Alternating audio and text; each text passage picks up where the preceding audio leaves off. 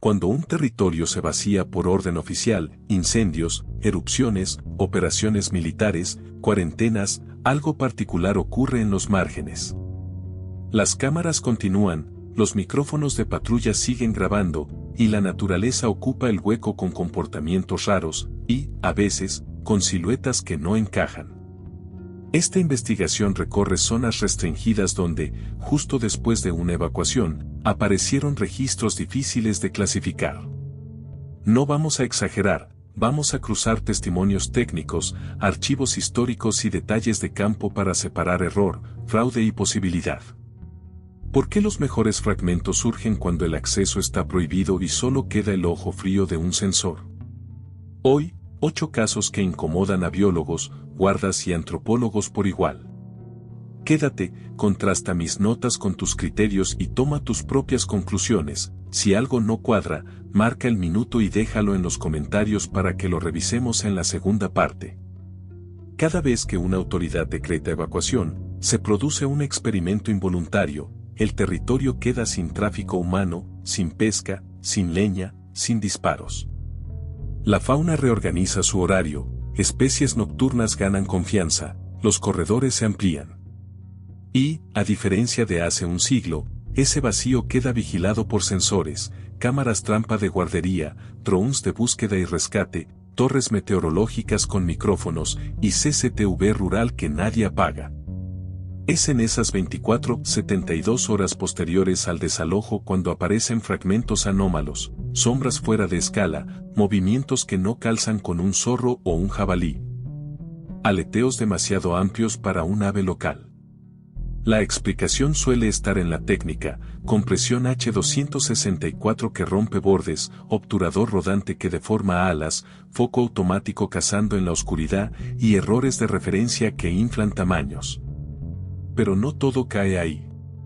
Para interpretar estos registros, conviene una línea de base histórica. Bestiarios, diarios de exploradores, periódicos coloniales, etnografías y arte rupestre no son pruebas en sí, son mapas mentales de larga duración. Cuando un clip moderno toca un motivo antiguo, no lo valida, lo contextualiza. Por eso revisamos archivos regionales, informes de parques, órdenes de cierre, partes de brigadas y, cuando se puede, metadatos EXIF, hora, lente, GPS, clima. Cruzamos esos datos con patrones ecológicos conocidos, rutas de carroñeo, ventanas crepusculares, respuestas al humo o a la nieve y el efecto Boultness temporal de animales en áreas recién vaciadas. Este enfoque no busca confirmar mitos ni destruirlos por deporte. Busca reducir ruido hasta que quede un residuo coherente o, si todo encaja en lo ordinario, decirlo sin rodeos.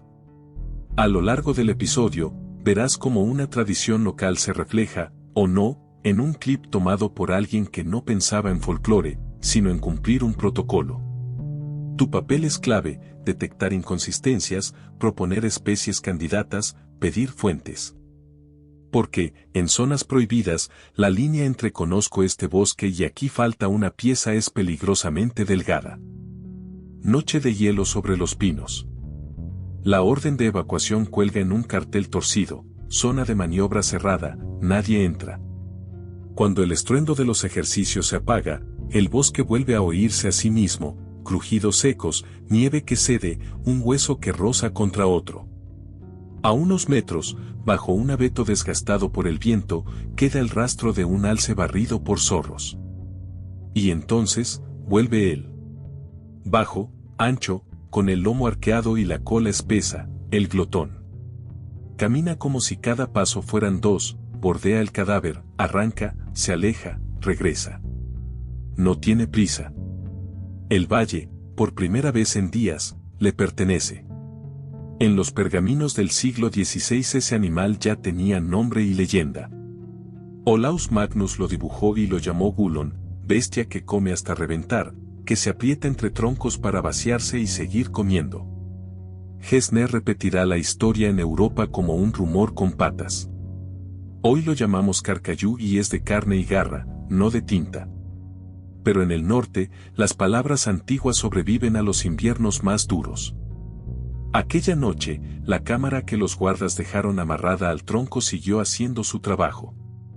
A las 3:15, el glotón entra y sale del cuadro como si obedeciera a una órbita invisible.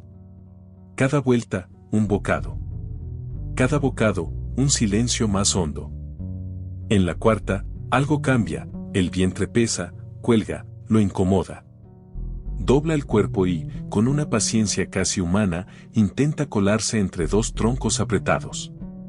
No lo logra del todo, se queda un instante como clavado, resopla, roza la corteza con el costado. Luego vuelve al alce. Un guarda del norte de Suecia, en un cuaderno de campo que huele a humo y resina, dejó una línea que muchos repiten: cuando nadie molesta, el glotón come como si el invierno fuera a durar para siempre. En otro cierre, más al oeste, una patrulla vio la misma escena: el animal se arrima a la madera, presiona el abdomen, se retira unos pasos y retorna a la carne. Un gesto mínimo, antiguo, que ilumina de golpe la vieja anécdota medieval. ¿Exageración de monjes? ¿O la traducción fabulosa de un hábito real observado en noches como esta, cuando el bosque no tiene testigos? El gulón de los libros no explota, aquí solo hay hambre medida por el frío y por el silencio de un área vacía. Pero la imagen queda: un carnívoro que, dueño por unas horas de un territorio prohibido, estira los límites de su cuerpo para ganar una comida más. Tal vez las leyendas no nacen de lo imposible, sino de la mirada que intenta fijar lo que vio y no supo nombrar. Y en estas franjas cerradas, la mirada vuelve a ser la primera. La montaña respira niebla. Monte Salak amanece con un rumor de agua que cae y hojas de bambú que chocan como cuchillos. Esa semana, una orden de cierre bloqueó las veredas, un aviso de deslizamientos tras lluvias largas y la búsqueda de restos de una avioneta perdida. Los pobladores bajaron al valle, arriba quedaban los rescatistas y la selva sin voces. Entonces, en la garganta de un río estrecho, alguien oyó el grito, una sílaba que parece partida en dos: Apool, arrastrada por la bruma como si el eco tuviera alas. En 1925, un europeo escribió algo parecido en su cuaderno al borde de otro río de Java. Decía haber visto un murciélago demasiado grande para su memoria y haberlo escuchado nombrarse a sí mismo con ese mismo grito. No era un cuento aislado. En las aldeas, los mayores hablaban del Kalong Besar, el gran Kalong, y lo situaban entre árboles altísimos que rara vez ven huella humana. Pero el nombre que quedó pegado a la leyenda fue Aol, como si el sonido fuera más importante que la forma. El cierre de Salak dejó una franja entera sin linternas de senderistas ni motos. La lluvia borró rastros, y la selva se apoderó del reloj. En la segunda noche, el equipo de búsqueda siguió el cauce con una cámara en el pecho. El agua subía por las piedras, y cada sombra parecía tener cuerpo. De pronto, un bulto se desprendió del dosel. No caía, se abrió en una extensión tensa, más ancha que un hombre con los brazos abiertos, y planeó sobre el canal oscuro. No fue un aleteo nervioso, fue un desliz largo, como si el aire se hubiese vuelto liso. Uno de los rescatistas, que lleva años en la zona, murmuró sin soltar el faro: Aol. El registro, visto después a resguardo, no ofrece un retrato nítido. La selva rara vez concede esa comodidad. Pero retiene la proporción inquietante: alas que, por unos segundos, se superponen al espejo del río y lo cubren. Las ramas se mueven, se escuchan gotas gruesas golpear la lona, y al fondo, otra vez, esa sílaba cortada que no parece de ave. En el parte del cierre, se anota la observación como ave grande no identificada. Fuera del papel, los guías locales agregan una precisión que no cabe en las casillas: solo aparece cuando la montaña está sola. Hay explicaciones que intentan volverla al mundo conocido: zorros voladores en altura, búhos enormes saliendo de una percha improbable, una ilusión de tamaño cuando la niebla traga la distancia. Pero la tradición hace otra lectura: el Aol es un habitante de la línea entre bosque y agua, un guardián que solo cruza cuando nadie mira. Salak, con su fama de montaña difícil, alimenta ese pacto. Cuando las veredas cierran y las aldeas se escuchan desde abajo, algo recorre los cielos cortos del valle y deja una pregunta colgando de los árboles. ¿Qué vieron, esa noche, los únicos ojos permitidos en la zona prohibida? La Sierra Nevada había quedado a oscuras. Un frente de incendio bajó por los cañones y el aviso fue tajante: senderos cerrados, campamentos desalojados, solo cuadrillas y guardas dentro. De noche, el cortafuegos parecía una avenida abandonada, tierra desnuda, troncos humeando, chispas como luciérnagas pesadas. En ese silencio raro, un grupo avanzó por la línea de contención del Tule River. Uno de ellos llevaba la cámara en el pecho, no para cazar misterios, sino para dejar constancia de trabajo. Primero se oye el viento. Luego, crujidos. Después, el paso de algo que no pertenece al ritmo de un ciervo. Los Yokut ya habían contado esta historia mucho antes del asfalto. En una cueva conocida como Painted Rock, sobre el Tule River, dejaron figuras que aún miran desde la piedra: un ser alto, cubierto de pelo, las manos abiertas, a veces flanqueado por formas más pequeñas. Los mayores lo llaman Hairy Man y lo colocan en relatos de origen, no un monstruo, sino un vecino del bosque con reglas propias. Etnógrafos de principios del siglo XX anotaron esas voces. Las pinturas siguen ahí, visibles cuando el sol de invierno pega justo en la pared. Aquella noche del cierre, la cuadrilla hizo un alto. Entre los troncos ennegrecidos, a unos metros del camino cortado, cruzó una silueta vertical. No corrió. No se detuvo a mirar. Avanzó con pasos largos, hombros adelantados, como alguien que conoce el terreno incluso en humo. La luz tembló. Uno de los hombres susurró sin ganas de broma: ¿vieron eso? Nadie respondió.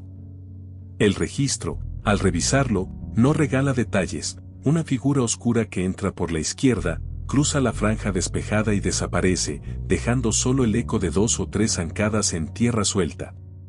Oso erguido, diría cualquiera al primer vistazo. Pero los que patrullan esas laderas saben distinguir un oso cansado de una espalda que no cae a 4 patas. Al día siguiente, el equipo volvió con la primera luz para evaluar daños. En el borde del cortafuegos, la ceniza guardaba huellas confusas, impresiones alargadas, deformadas por el calor y el polvo fino. Nada que un informe oficial acepte sin risa nerviosa. Sin embargo, al pie de Painted Rock, un anciano Yokut escuchó el relato sin sorpresa. Dijo que, cuando el bosque se queda sin gente y el humo cubre el olor humano, Hairy Man usa los caminos que nosotros abrimos para el fuego. No para asustar. Para pasar. La ciencia verá aquí sombras, errores de escala, la memoria jugando su juego entre humo y cansancio. El folclore, en cambio, ve continuidad, la misma silueta que un antepasado pintó, retomando su ruta cuando la montaña queda muda. Entre ambos, queda la franja de tierra pelada del cortafuegos y una pregunta que arde lento: ¿quién caminó anoche por un lugar donde, por orden, no debía quedar nadie? El aviso llegó con sirena sorda, vientos rojos, peligro extremo de incendio. La Rim Road se cerró con cadenas y cinta, y los turistas de lagos y campamentos bajaron a prisa por la meseta. Quedaron los pinos altos, el olor a resina caliente, y las patrullas que custodian un bosque silencioso a la fuerza.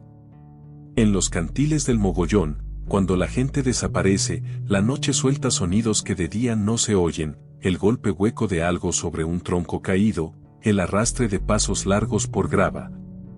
Un aliento que no se parece al de un alce. Dicen que el Mogollón Monster fue noticia cuando Arizona aún cabía en una sola página: recortes viejos, Wild Man en la cresta, historias de mineros y pastores. Después, guardas, leñadores y mochileros fueron sumando piezas: un grito profundo en Chevelon, sombras altas cruzando cortafuegos cerca de Heber, moldes de huellas guardados en garajes que huelen a gasolina y polvo. Los periódicos locales alternaron la mueca y la intriga. La montaña, mientras tanto, siguió con su léxico. La noche del cierre, 2 guardas recorrieron una pista forestal hacia Woods Canyon. La barrera estaba intacta, más allá, nadie debía andar. Apagaron el motor para escuchar antes de cruzar a pie. Al principio, grillos. Luego, el crujido de ramas pesadas, no de zorro ni de ciervo. Algo avanzó paralelo a la pista, invisible entre los troncos. De repente, una figura se desprendió de la oscuridad y cruzó la explanada abierta del cortafuegos. No corrió. Caminó. Un paso, 2, 3, zancadas que parecían comer distancia, hombros anchos, brazos colgando como péndulos. Un olor terroso, fuerte, quedó en el aire. Nadie habló. Cuando la sombra se tragó a sí misma en la línea de pinos, solo quedó el tic-tic del enfriamiento del capó. Al amanecer, regresaron. En el polvo claro de la pista, las huellas no ofrecían una postal limpia, estaban deformadas por piedras y viento.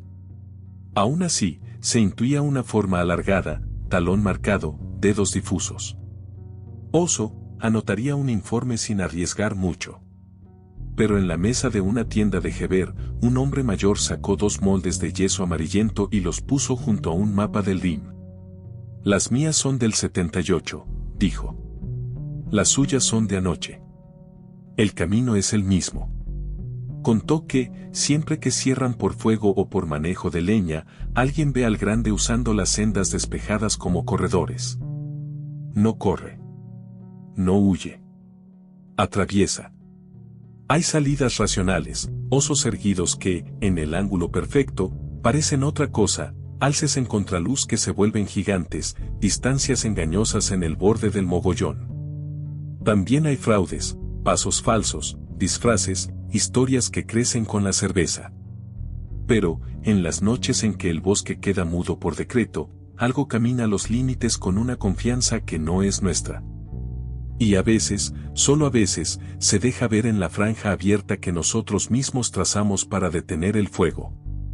¿Qué cruza, entonces, cuando el mogollón queda sin voces y el viento sostiene el bosque como una tienda vacía? El valle quedaba al borde de los arrozales, con bambusales espesos que guardan el fresco incluso al mediodía. Esa semana, un brote en las granjas obligó a cerrar caminos secundarios, altavoces pidiendo quedarse en casa, cintas rojas atravesando veredas, patrullas repitiendo la misma ruta entre aldeas. La noche se volvió más honda de lo normal, no había motos, no había vendedores ambulantes, solo perros que ladraban a la nada. En ese vacío, una linterna barrió la cuneta y detuvo su haz en una figura al fondo del sendero ancestral, rígida, alta, con los brazos hacia adelante como una mesa. No caminaba, avanzaba de un salto corto, otro, como si el cuerpo fuese una vara entera. Las crónicas locales, desde época hablan de muertos que no terminan de irse. Les dan nombre y postura, Jianzi, el cadáver que se alza con tendones tensos y se desplaza a golpes de piernas cerradas. Grabados antiguos lo muestran en bosques y callejas, rivalizando con monjes y aldeanos. No es solo un espanto urbano, sus historias nacen en caminos rurales, entre templos discretos y montículos de entierros. Los mayores del distrito repiten un detalle: cuando un sitio queda vacío por orden, el Jianzi recorre veredas que nadie debería ver de noche. La patrulla que vio la figura no estaba ahí para cazar sombras, tocaba comprobar cercas y sellos en los portones. Al enfilar la curva, el hombre del faro pensó en un vecino borracho haciendo teatro. Pero el gesto no tenía bople, no había vacilación. Era una rigidez entera, casi de madera, que avanzaba a saltos de igual medida. Cada pausa parecía obedecer a un ritmo ajeno al valle. Al verse alcanzado por la luz, el ser, o lo que fuera, se detuvo, giró como quien solo puede mover el tronco, y quedó un instante sin rostro. Luego, se perdió entre los troncos rectos del bambú, que cerraron detrás de él con el sonido de un abanico gigante. Al día siguiente, un funcionario anotó: persona con movilidad reducida, posible broma. En el templo, un anciano encendió un palo de sándalo y dijo que, a veces, los muertos que no encontraron descanso visitan sus casas cuando no hay ruido de mercado. Hay explicaciones que calman: porteadores nocturnos moviendo un bulto envuelto, un traje ritual fuera de lugar, alguien jugando con el miedo de una aldea cerrada. pero el sur, con su humedad que conserva, tiene memoria larga. Y en noches de prohibición, cuando los altavoces callan y solo queda la respiración de los bambúes, un cuerpo antiguo cruza la senda como si obedeciera a un decreto más viejo que cualquier sello oficial. ¿Qué vieron esos hombres en un camino que, por una semana, no debía pisar nadie? El río Tisza se había salido de sí mismo. Casas sobre pilotes, patios de gallinas convertidos en espejos, caminos convertidos en canales lerdos. La orden fue clara: evacuar las aldeas bajas, solo quedarían las brigadas en los diques y las barcazas que patrullan el agua negra.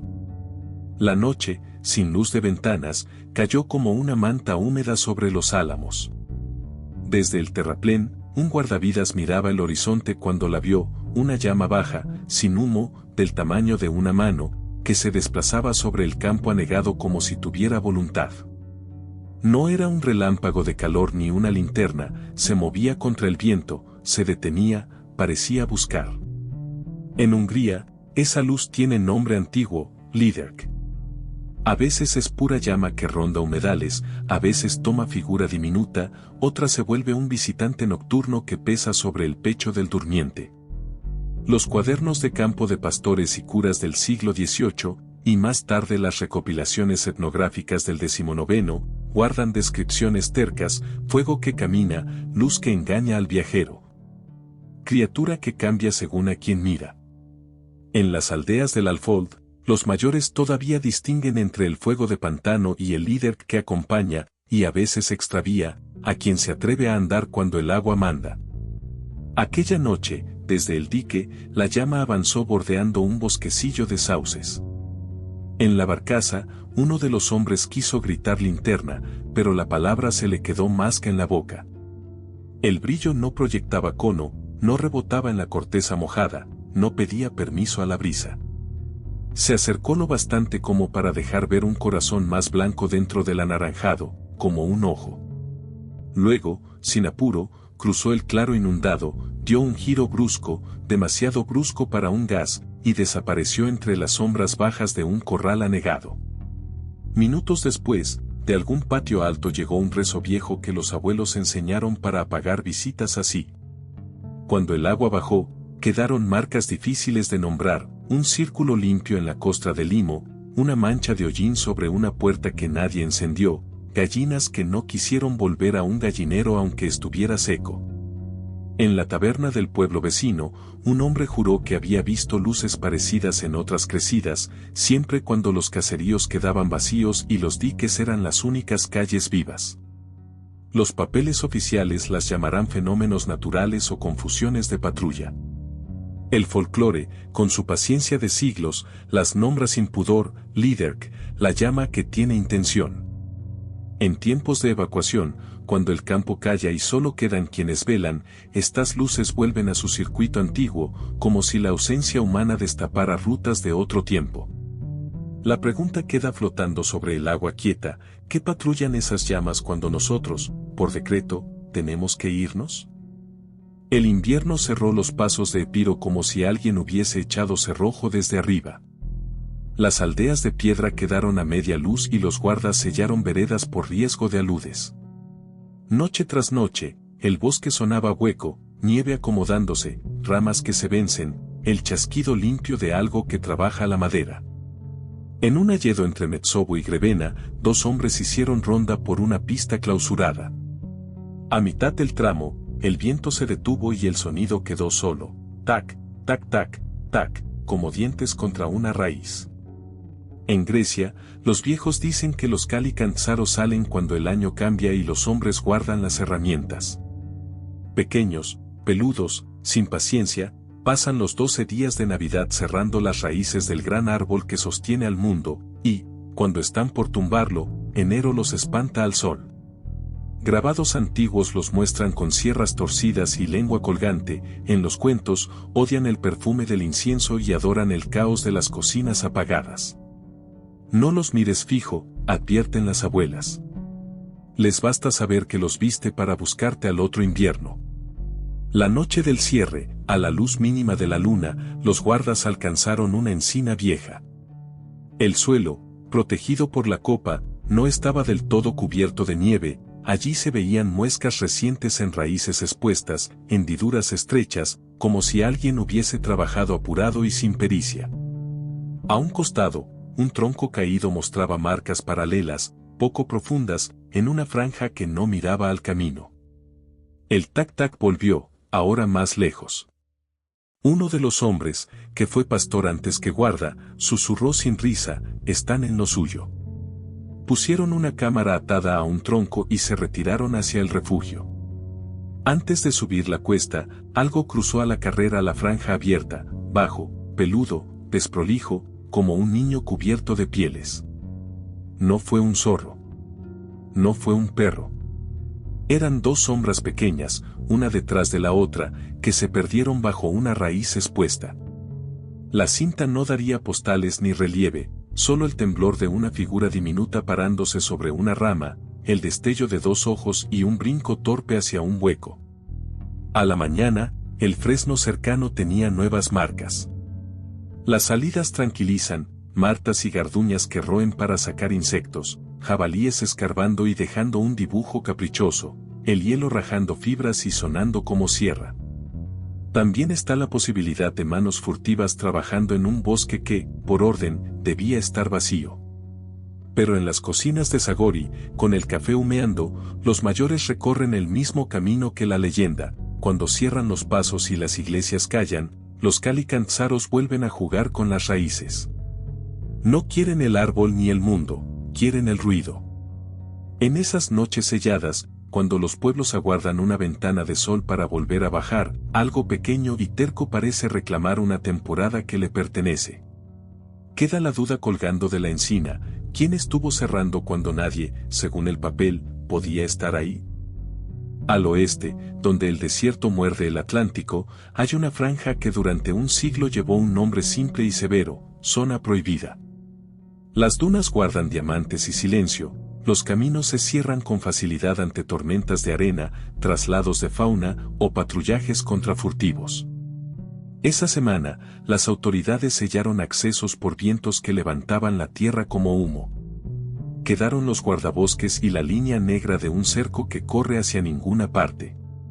Al caer la noche, la sabana baja respiró su brisa fría, y en el borde de un lecho seco apareció una figura que no encajaba con la memoria de nadie. Los Khoikhoi llevan siglos contando una criatura que no mira como nosotros. La llaman Aigamuxa. Dicen que sus ojos viven en los pies y que por eso camina encorvada, tanteando el suelo con manos largas. Para ver lejos, levanta una planta y mira el horizonte apoyándose en la otra. En los relatos, ataca en llanuras abiertas, engaña a los viajeros cansados y prefiere noches de luna pálida en que el mundo parece un dibujo sin contornos. No es solo espanto, es advertencia sobre rutas donde uno puede perderse de sí mismo.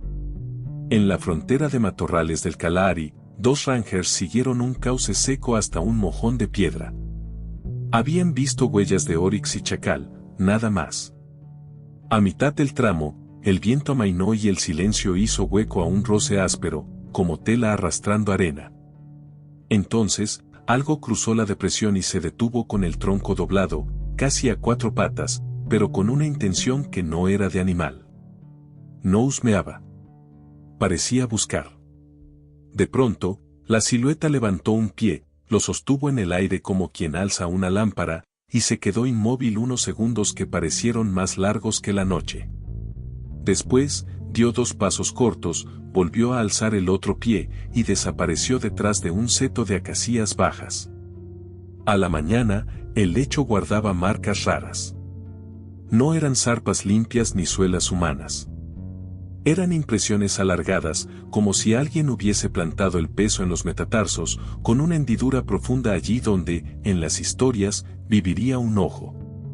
Entre espinos, uno de los rangers recordó un cuento de su abuelo: si te topas con algo que camina viendo desde abajo, no corras en línea recta, toma altura o confúndele el terreno. Rieron para romper el hielo, pero la risa murió rápido en el aire caliente. Las salidas están a mano, un hombre cansado, doblado por la carga, jugando a asustar, un babuino grande andando a 2 y 4 con gesto extraño, sombras multiplicadas por un viento que mueve todo menos tu miedo. Sin embargo, quienes conocen los llanos dicen que, en noches de cierre, cuando solo quedan patrullas y el mapa parece encogerse, cruzan seres que no buscan contacto, solo paso. El Aigamuxa vive en los relatos porque el desierto, más que ningún otro lugar, convierte la necesidad en imagen. Y en esas franjas selladas, una figura curva que alza el pie como si levantara un párpado deja una pregunta anclada en la arena, ¿a quién miraba cuando, por orden, no debía haber nadie? Después de recorrer estos 8 vacíos, queda un balance sobrio.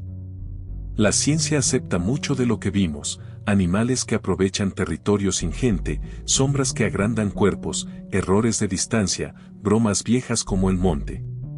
Pero suele ignorar otra capa. Cuando el mundo se vacía por decreto, ciertas escenas coinciden con relatos que llevan siglos esperando precisamente eso, la ausencia. No son pruebas, son líneas que se tocan. La pregunta incómoda persiste, ¿por qué, justo tras una evacuación, aparecen los fragmentos más difíciles de clasificar? Puede ser azar, sesgo, necesidad de ver sentido en el ruido. O tal vez el silencio operativo abre corredores que nuestros abuelos ya conocían con otros nombres. Donde se prohíbe el paso, regresa el relato más antiguo. Ahora te toca a ti. ¿Qué caso te parece más plausible y por qué? Deja minuto y argumento. Si estuviste en un cierre y viste algo que no encaja, cuéntalo con detalle. Si este tipo de investigación te sirve, considera suscribirte. Aquí seguimos el rastro cuando el resto apaga la luz.